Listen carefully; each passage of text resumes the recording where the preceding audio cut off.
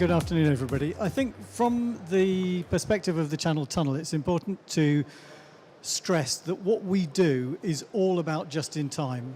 Every consignment going through the tunnel in both directions is going through because of the speed and the frequency of departures. It's a continuous flow, it's a rolling motorway. But within that rolling motorway, which transports something in the region of £120 billion worth of trade between the UK and the continent every year, about 20% or so is fresh produce. So there's a critical dependency. If you think about where those products are coming from, in the UK's terms, that's the agricultural industries, it's the fisheries industries, it's meat, it's vegetables. On the continent, there's a very large dependency coming into the UK for fresh fruit, fresh vegetables, flowers in particular, that come through the Channel Tunnel on an everyday basis. They're going to consumers. They're going through supermarkets, through major product markets, and they're going to consumers.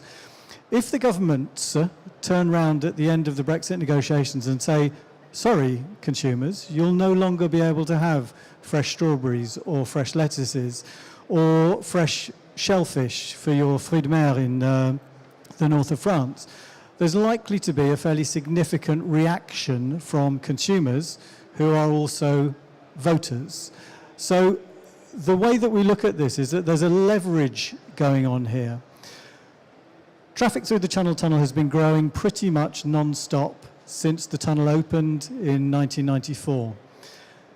At the same time, the way in which the economies and the way in which consumers on both sides of the channel have changed in terms of their expectations have been dramatic. Just in time, just in sequence, just when I want it, is the way that the economy that we live in works today.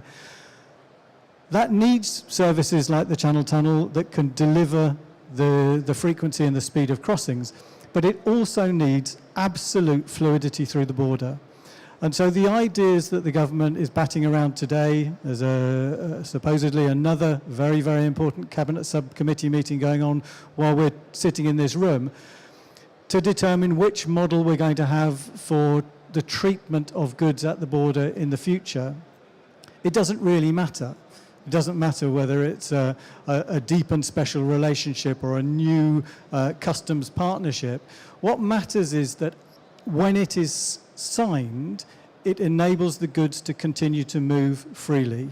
The only important word that the government's actually come up with in the whole of the Brexit negotiation is frictionless borders.